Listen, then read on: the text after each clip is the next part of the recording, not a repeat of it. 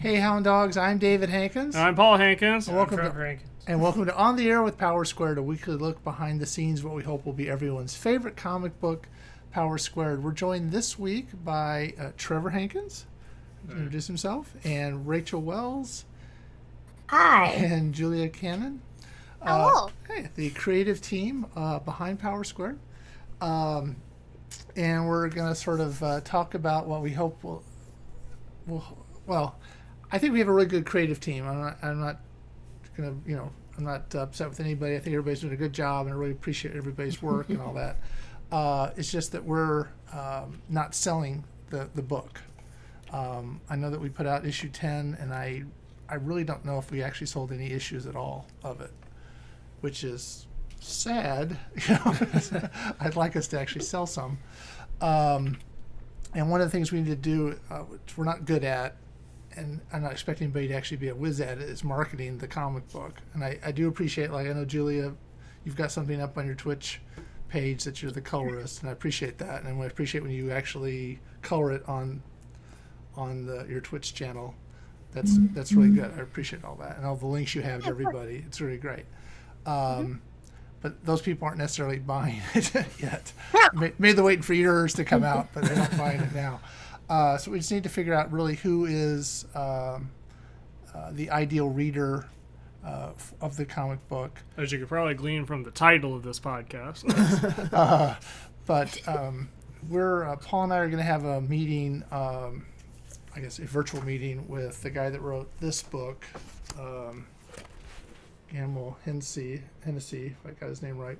It's the business of independent comic book publishing. And he's going to help with the idea of helping us figure out how to market it better, I hope. We have an hour meeting with him in February.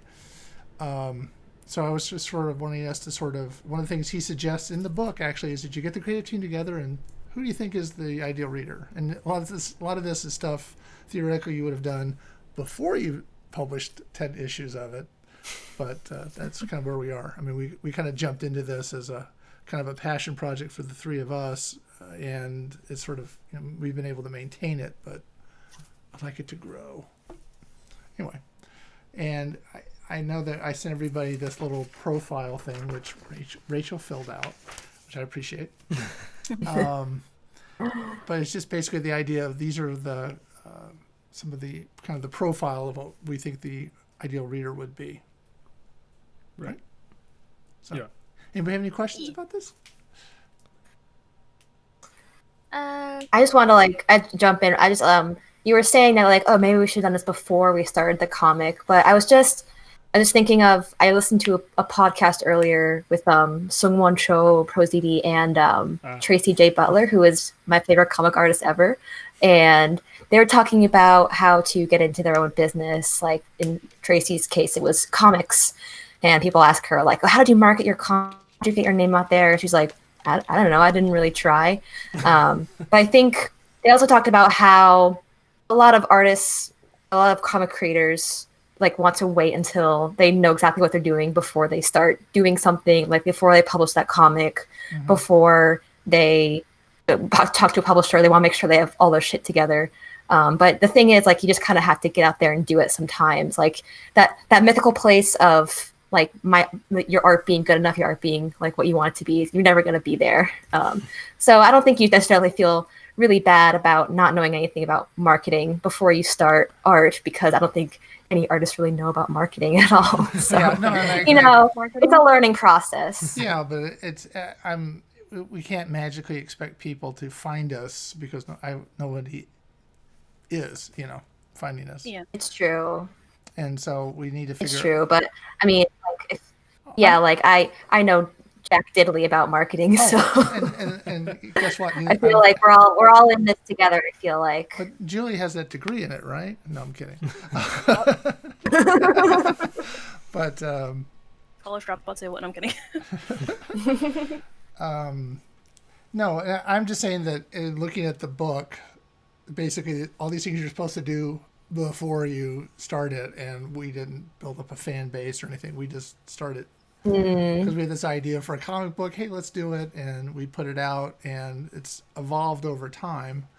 But the first 100 people that we signed up to be on the mailing list, if they're still there, they're the only ones still on the mailing list. That we haven't been able to expand it beyond that. And I know we've done some advertising on Facebook and all that, and people will look at it and say, that's great, but nobody actually pushes the button to enroll or subscribe or whatever. So we just need to figure out kind of who we think it is, and then the next step would be how to find those people. But I just want to kind of get everybody's, and I want it to be more than just teenage boys that might read comic books, because then that's a small and perhaps shrinking market. We need to figure out, maybe there are people that like other kinds of, maybe like fantasy, or they're into something else that we could, hey, we have there's a romance kind of in the story. Maybe maybe that'll appeal to some people. I don't know. I'm just trying to kind of be as specific and as broad at the same time as we can be. Right. So yeah. Go ahead. So it sounds like your situation is kind of like the thing with Ruby. They never had like a demographic to begin with, and then after a couple of years, they pretty much built on that. So I think the one thing you guys have going for you is just, since you guys don't have I guess a targeted demographic per se, it's all up in the air. It's anyone's game at this point. So I feel like that's a good thing. Okay. And I guess in terms of go. Sorry, go ahead. Where was I going with this? But I think a good way to get it out there also, I guess in a creative aspect, as consuming as it can be sometimes, content. So one of my friends that I talked to actually talked to me about this, as someone who's also trying to get out there as well, just also as a content creator, is both consistency and just pushing out content. So aside from the comic, I always see you guys posting videos and stuff regarding the comic as well. So this will be a video, yeah. yeah, but yeah, aside from podcasts, so I'm saying the stuff that Rachel and I helped you out with the voice and stuff like that. Mm-hmm. Yeah, so, and we do put stuff up on Instagram, and that goes to Twitter and Facebook and Tumblr.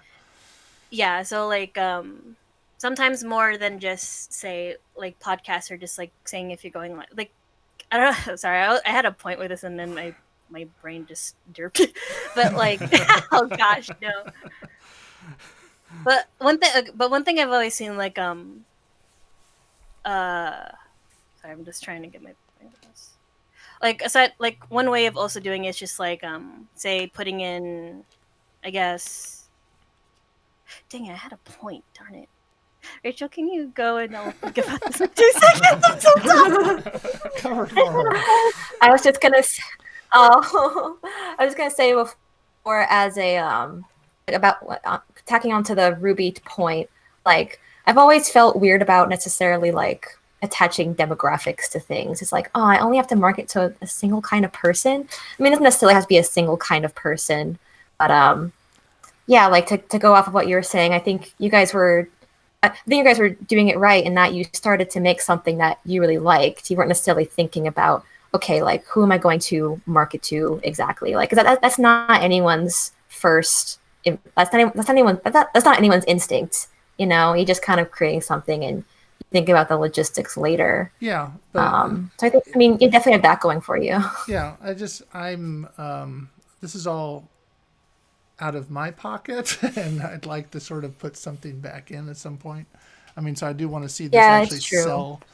I always, until I've gotten $40 or $50 or something so far out of, I won't go to how much, but the idea would be that at least have somebody. The idea is not to market to. You have to have people find you to want to actually read your book and buy the T-shirts and all that kind of stuff. So we didn't enter into it thinking, we're going to hit, this is the crowd we're going to go for. Twins that read comic books have been a pretty small group. But it's sort of I think it's kind of necessary if we want to keep it going to actually sell issues at some point. So yeah. So we can go through this little profile that he had that I sent out. So like, and then basically, I don't think we're going to find, and it's Joe Smith in Washita, Kansas. That's the guy we're going to hit, But it would just be nice to kind of, think about who we're trying to hit, and then later, I guess we'll have to figure out how to find those people to hit them up. At least to, make them aware that we're here, and sort of figure out how we can, appeal to them to want to actually, buy the comic book and buy the T-shirts and subscribe to the newsletter and all that. So Yeah. So basically, I mean, he's got down here gender. I don't know if anybody's following along at home. He's got male, female, non-binary, and trans. I'm not trying to. I don't think we're trying to appeal to non-binary or trans per se. I'm not ruling them out, but I'm just that doesn't seem like it's a like target. We're not targeting at them specifically. Yeah. So I mean, do you guys differ? Have a different opinion about that, or? I think it was Monty Ohms, the one that said it. If like you're going to add some, like say like a specific, like I guess community into the show, you kind of have to make a point to it. A good example of that is I saw a clip from Ruby where there is actually a trans character in there. Spoiler, I'm so sorry if you guys haven't caught up with Ruby, but it is what it is.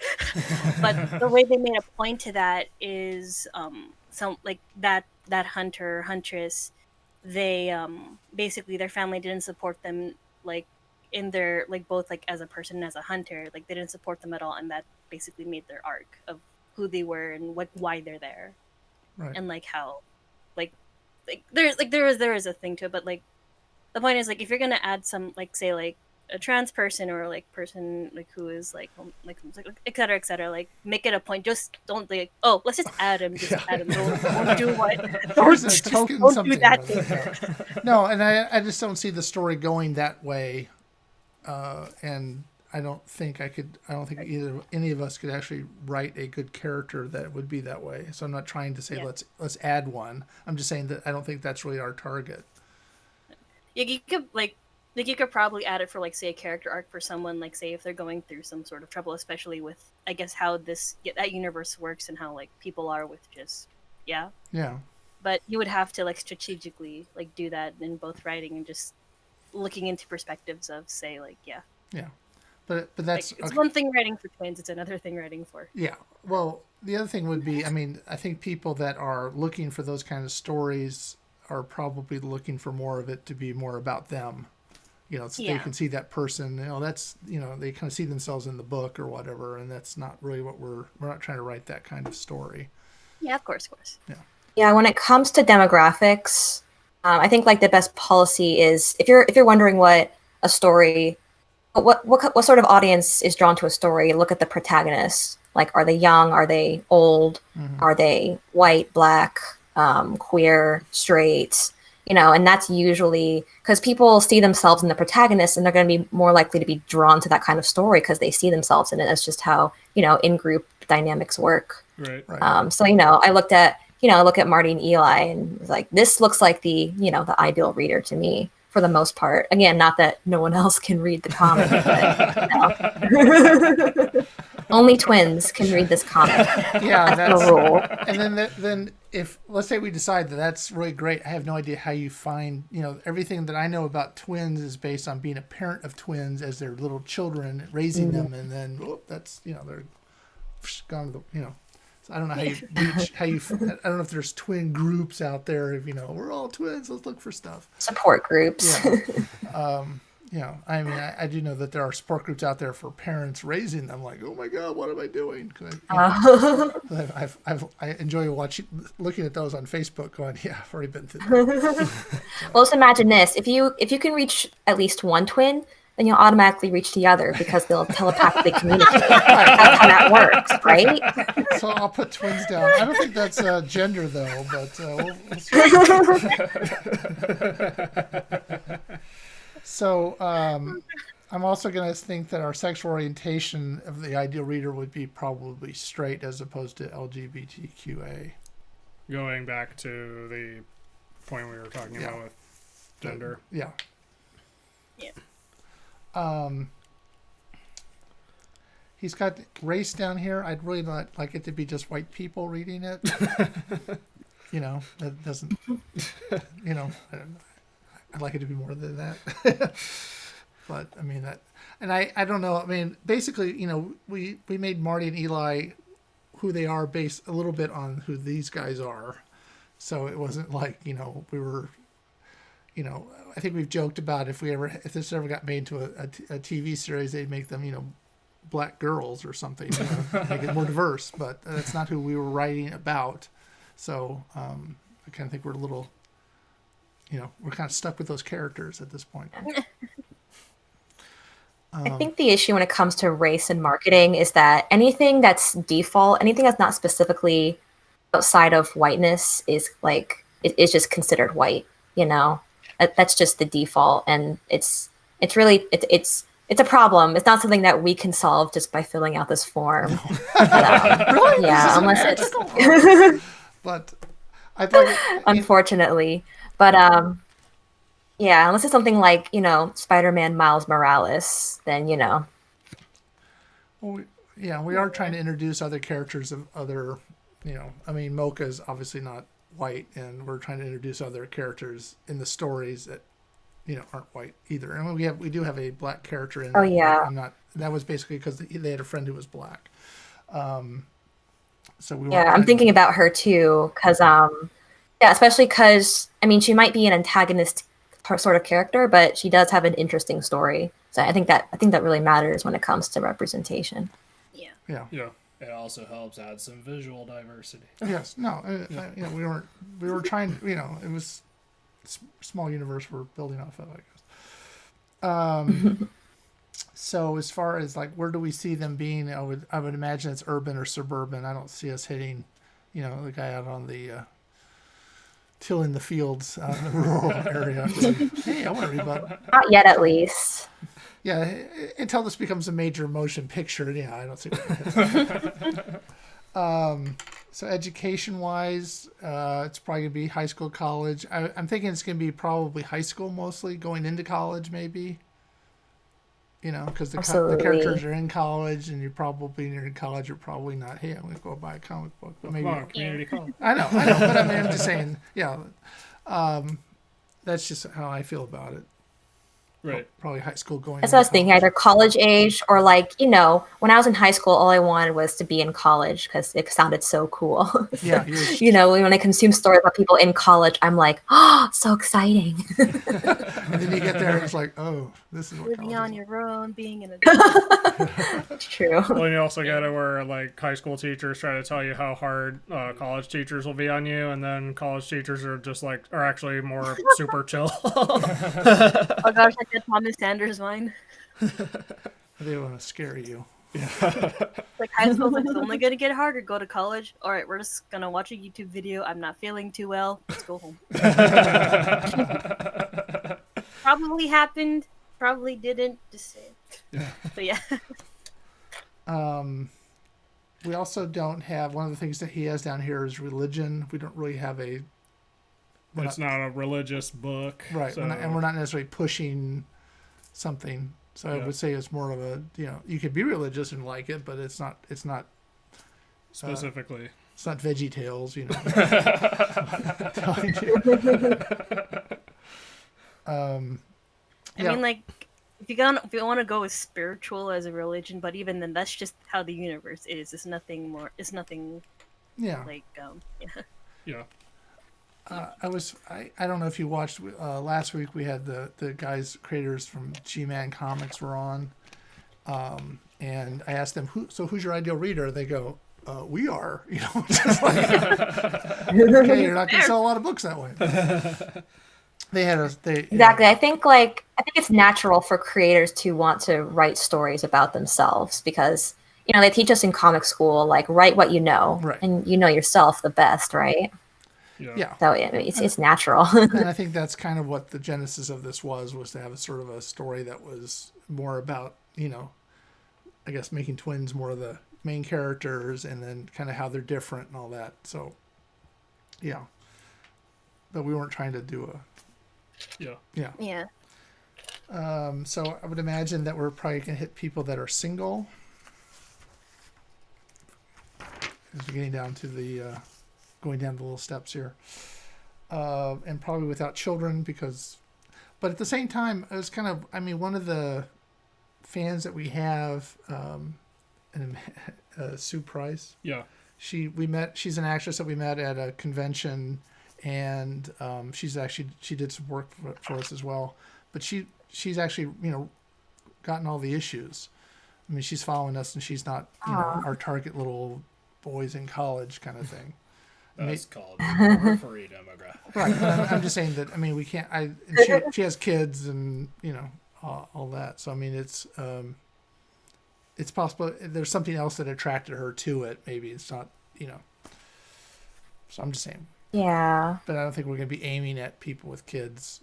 It's kind of funny how when you make like some sort of content, it's not meant for kids, and yet somehow your like children end up being your demographic. Like, not like it's a bad thing. It's just, I kind of find it funny. Like, for example, how The Simpsons is. It wasn't targeted towards kids, but somehow we got into it.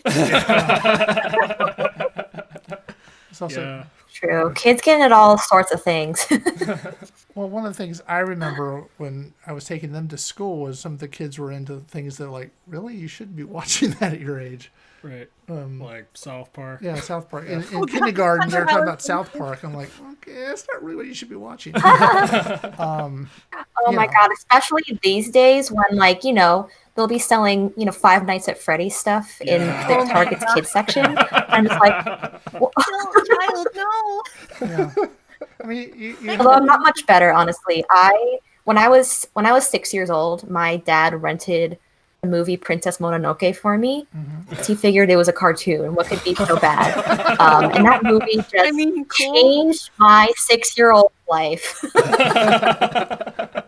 Well, you have to be. I guess since I'm the parent here, you have to be careful what you show your kids because there was when I was at MGM, there was a guy who was saying that when his kids are sick, he sits down and they watch a Bond film. And I'm like, that's not really appropriate for little kids. He's blowing up things and sleeping with women. That's really not, maybe appropriate for the kids at that age. But I'm not their parent, so. Kind of funny how somehow it works out in the end, but also probably shouldn't have that way. But it's you don't want to also coddle. Kids. Different ages, you can expose them to different things. I think it depends really on the kid. Like, it's a weird gray area, like of course, because like I think with my parents, like because like same with her, like I watched like Spirited Away, Princess Mononoke, all that stuff, and like there's like some dark undertones with those like movies and shows as well. But it's like one of those things where I think with my parents as well, they have to learn eventually, but also be open to if they ask you questions, just be there to answer it the best you can without totally like either ruining them or just treating them like a person per se. Right. Is the best I can explain it. Yeah, I think a lot of parents are afraid of having that conversation, or if that were to happen, what would they do? So it kind of translates to. I also remember as a 16-year-old, I tried to watch Watchmen, the movie, and my parents just weren't having it. It was for like, and I was just so upset about like I really wanted to watch this movie, and I ended up pirating it later. Driving your kids to piracy. That's really that's bad. Moving on. Okay, well, so are there particular values or attitudes or interests we think the ideal reader would have? That part was definitely one of the trickier ones when I was filling out the little paper, because I guess you just have to think about the themes of the comic. I'm not necessarily trying to espouse a greater message. Not that there's necessarily anything wrong with that, but I suppose I was also thinking about. I think later in the handout there was like about lifestyle, motivations. I guess I was thinking about, Marty and Eli are like, they're two twin guys just trying to live life with these powers, trying to, help their friends, maybe get some benefits for themselves out of their powers. So I was just thinking like if I were in that position, what would my motivations be? What would I want out of a comic book, I suppose, out of my life? I used to think of it as sort of new adult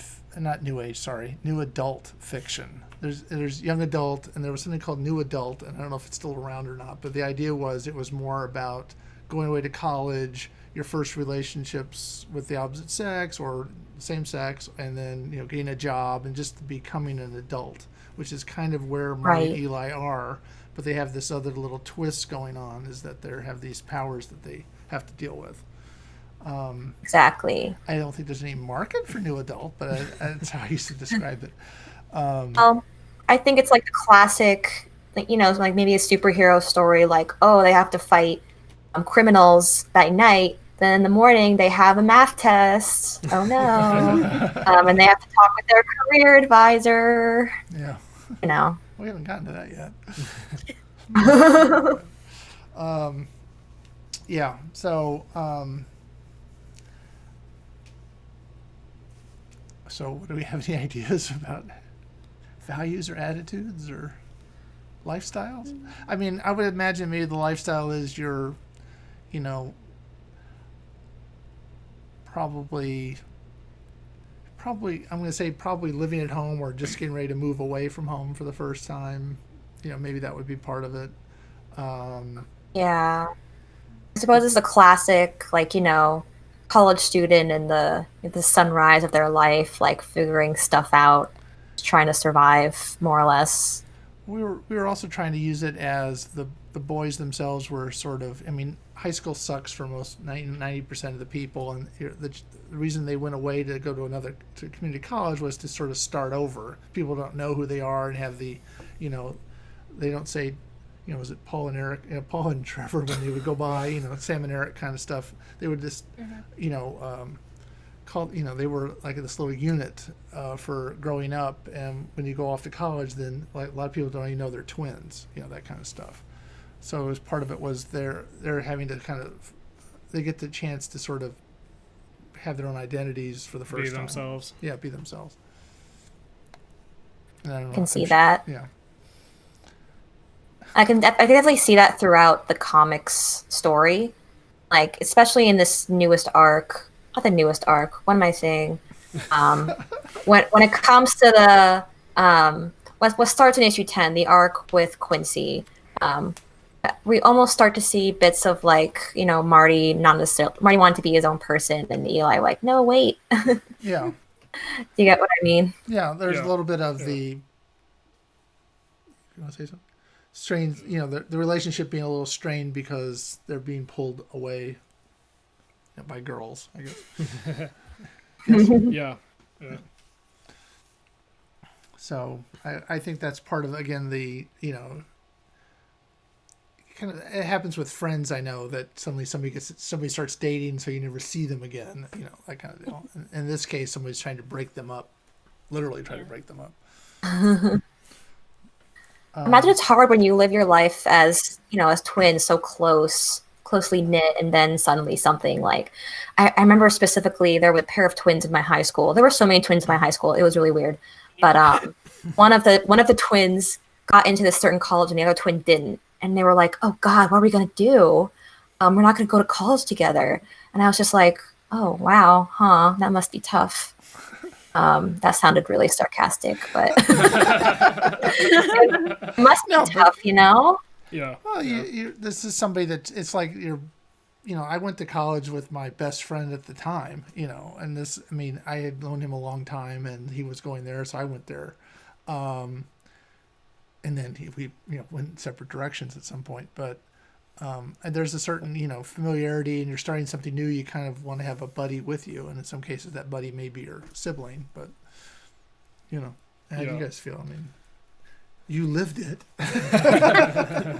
Well, we were able to go to the same college together, but we did realize we wanted to follow different paths, so we took different majors, and then we eventually did additional postgraduate stuff and separate schools, I guess. Like I just completed a certificate through UCLA Extension, and he was taking classes at the Animation Guild. Yeah. So I mean, and again, I'm sure there are people that don't know. If they know you, they don't necessarily know Trevor's your. No, actually, for pretty much all of my classes at UCLA, no one knew that Trevor existed. It doesn't come up that often. Yeah, no, and you wouldn't know. It's kind of weird when you see somebody, they go, "Oh yeah, I'm a twin." Well, yeah, because you don't wear like a T on your shirt, you know. But yeah, it is kind of you do develop your own personalities and relationships and all that, and I think that's kind of what Power Squared is also exploring a little bit. Yeah, especially when you talk about issue number 10. Actually, even when we both went to CSUN, the people didn't necessarily know the other one existed, right. And so I distinctly, because we were at different like ends of the campus, that's how they sectioned it off. And I distinctly remember in one of my English classes, someone found out he existed and wanted to see him, so I had him come over.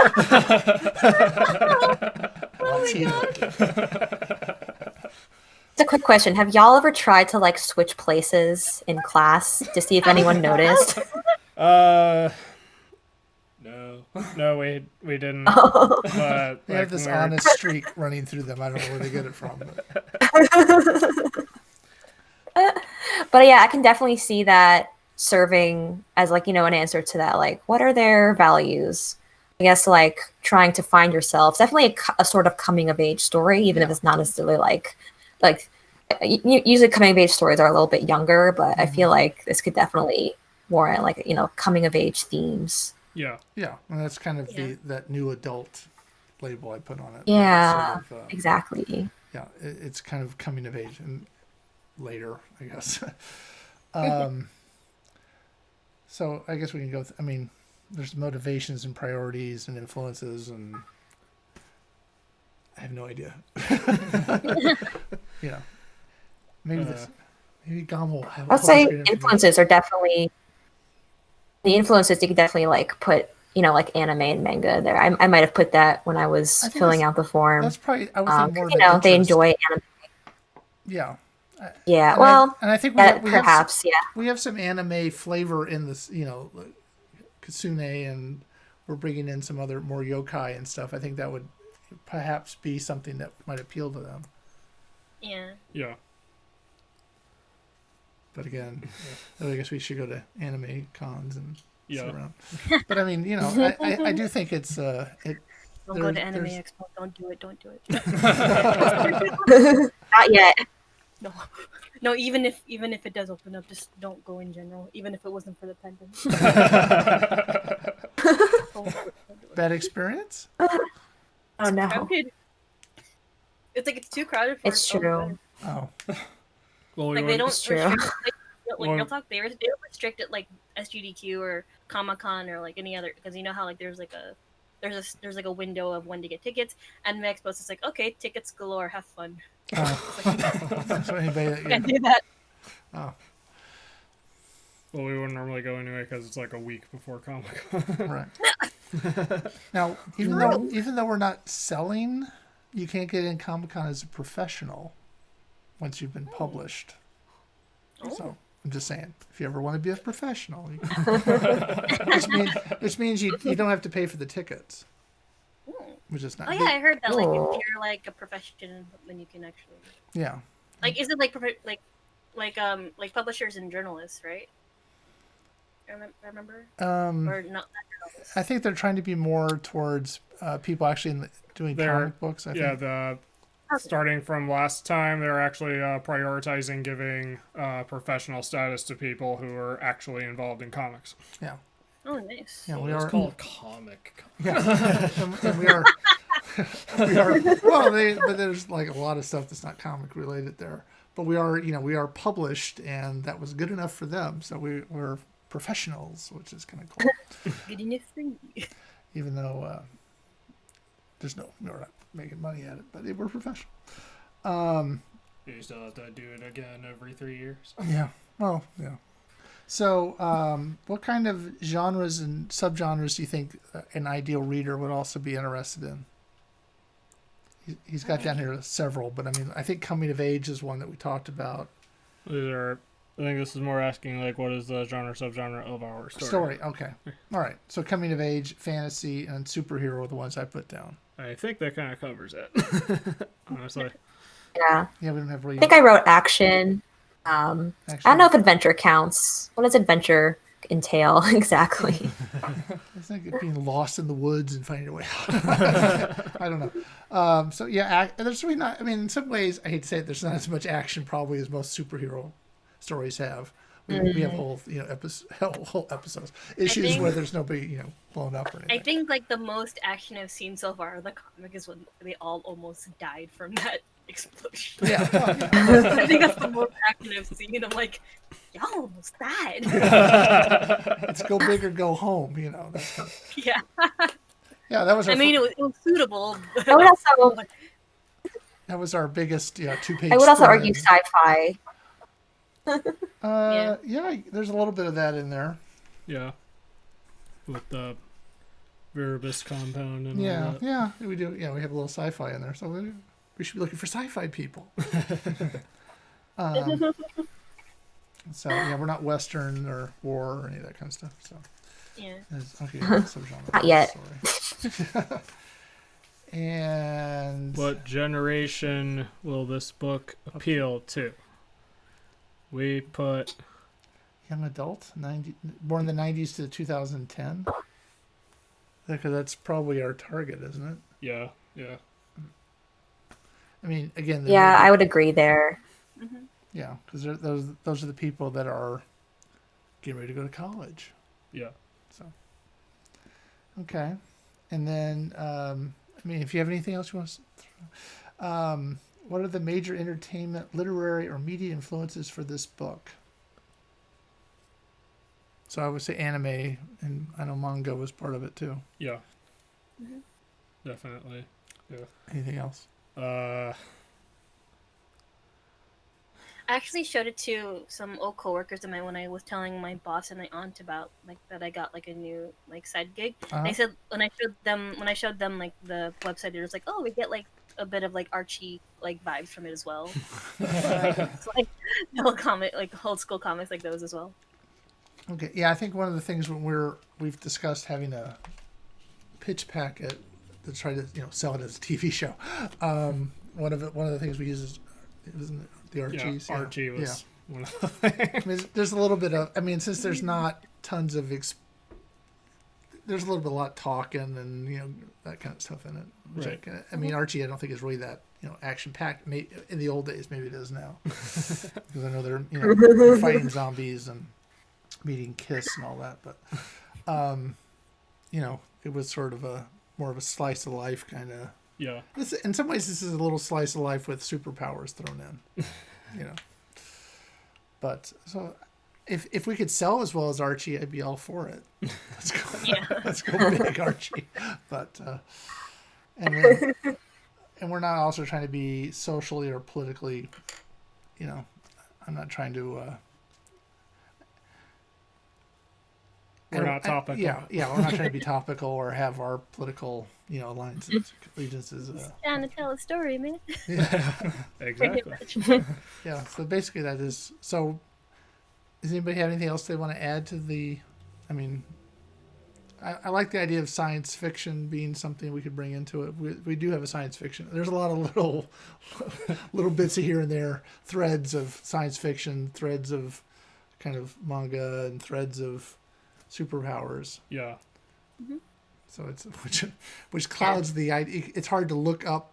Like the other thing would be look at competitors, and that's the hardest. The guy said, "Oh, put your genres in and see what happens," and I don't really get anything back. I think the closest thing we'd have to any competitor, I can't actually name anything specific, but stuff that happens to have twins in it. Yeah. Which, again, most of the time when there's twins in a comic, they just happen to have twins. As opposed to being about twins. So, Well, that's my exposure anyway. well, so does anybody have anything else they want to add to who the the profile of the ideal reader would be? Any thoughts? We should think. just I scrap feel this like and do something a else. story. I feel like a story like Power Squared would definitely, y'all talked about Archie, but I feel like it does it kind of has the same appeal as like a sort of classic superhero comic, not necessarily like 30s style, but like kind of around when the personalities started to become more interesting, like they weren't just like two-dimensional paragons of good, like they had some, they had some personality to them. And that really appeals to people because they're like, oh, I can relate to this person. This is a human being. Thing like, but also there's this sort of what am I trying to think of? There's good and then there's evil. I don't think necessarily a bad thing, but the Marty and Eli are fighting for good, for like what do you call that? For but like to protect their friends, to protect their family, to protect their own way of life. Against this scientist, obviously, like you need to take a break. You need to sit down. Yeah, I'd like to say we had Dr. Atlas before he was popular, or Oh no! he was never popular. He was well known. I just realized that you're oh no. We had him before he was cool. Yeah. And then he never was. That's the other side. All right. So, anybody else have anything else they want to contribute to this part of it? And I take this. I think we covered it pretty succinctly. Okay. Yeah. I will try to. What I'll do is I will write up these great notes and then send it out to everybody, so we all kind of on the same page. If you can think of some place we could, should be, trying to either appear or sell or whatever. I mean, like if we've had guests on our, show, promoting their stuff. The reciprocal would be nice too, but I mean, we're trying to figure out some place we could actually be a guest on or something like that to talk about it and expand the market. So I'm just saying, if you know of somebody that has a blog or a show, let us know. Yeah, I'm trying to think. I guess one way you would I would say say if you wanted to get Marty and Eli out there, just something I've noticed with comics and shows in general is there's always little tidbits, whether if it's a small comic strip or say an animated or something. It's just something outside of the story. A good example is what Webtoons does is some of the comics that are on their radar is they'll make little animatics or little animations of the story to either publicize it or remember I mostly see it in manga because I mostly read manga as a child is in the back or I guess in the old magazines they would put little comedic comic panels that were still related to the story but they were still their own little thing, and if people were actually interested in it they would actually read the story. And I think a good example of how that started is there's this webcomic called Irma. If you guys know that, it's basically if the lady from Grudge had a child with a human, and they have this little girl named Irma. It's adorable, I promise. It's I think I heard about this. Yeah, and the way they started it out, it was little tidbits of what if this lady had a child, and this child was just living day-to-day life. So they made little mini comics of this little girl just trying her best in elementary school and just making friends, and just it started off as little unrelated little tidbits, but then the more they progressed it actually turned into a story, and it all started just out of a meme of what if a child came out of this scenario. So it worked out for them, and a lot of I've seen a lot of comics that started off that way. There was this one LGBT comic that I saw where it just started off as two roommates, and it was just a random memes of, oh, it's just a nerd and a punk, and there was no storyline whatsoever. It was just a meme of an idea, and then it turned into an actual storyline. So like, if what this one could work is just turn some of the like I guess major points, or not major, but like some of the points in the story, like that would happen to the characters, and add it like make like I hate to say it, but like make a meme out of it, like add more life to it than just them almost dying every other day. Right. Show like, oh, like let's see if we can make this funny or like add this relatable thing that'll still match the story, kind of thing. Well, if you can think of those, free. I think I see what you mean. Yeah. I know. I guess we have, who the ideal reader is pretty like down and pat. I suppose at this point it's just a matter of how to reach them. Yes, that is Exactly. That's the major key. But you need to know who you're trying The to reach. ultimate question. Yeah, and how do Yeah. you reach kids who are in high school? How do you reach kids in high school?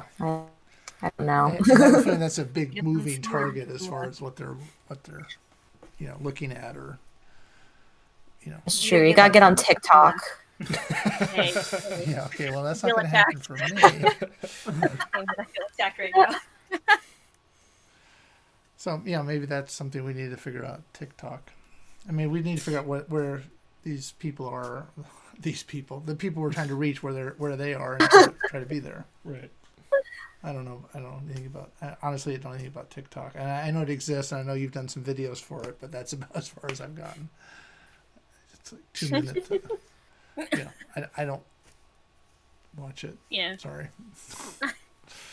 Personally, so I may be on the wrong person. It might actually be a good resource now that I think about it. Like, it's a very visual site. Comics are a visual medium, so I imagine like even just still image, even if you don't necessarily have the means to make an animatic commercial sort of thing like Line does, even just like an image on TikTok, I imagine could go a long way. Okay, well we'll talk about that. A long way. Yeah. Okay, we can talk about doing that. All right. Well, Social media. Yeah, Kids well, love social media. but they're going to probably go from platform to platform. What is popular now may not be popular in 3 years or whatever. I don't know. It's Right. a little bit of a moving target. I mean, no. Well, the best thing about social media is, like, no matter what the content, like as long as your content is good, I've seen, you can literally just go anywhere. Because remember, like back then, there was like talk of TikTok disappearing because of reasons. Yeah. But the one thing I remember I was watching this influencer is, say if TikTok does die, whether if it's gone or just people don't like it anymore, doesn't mean like the content does. It just moves. So Right. whether or not if TikTok is still going to be popular in 10 years or not, like one thing being a content creator I've learned is just have more than one branch. So like if you have Twitch, do YouTube too. If you have those two, branch out, because honestly, like not every like one platform isn't going to last you forever. You got to move with the Right. like the times. I hate to say that, but it's like No, but we're trying to be. We do this show on Twitch. We also put this video up on YouTube, and the audio actually goes up on YouTube as well. yeah. And then we're on. We put stuff on Instagram, and that goes to Twitter and to Facebook and to Tumblr. So we're trying to hit those. I mean, one thing I like about that is I can hit a bunch of things at one time instead of going individually. And then I'm trying to be more proactive in, like, if I put something on Facebook, I can share it to other comic book groups and things like that instead of just on my homepage. So, Yeah. And feel free if you guys want to share the groups you're in, that'd be great too. But, Absolutely. yeah.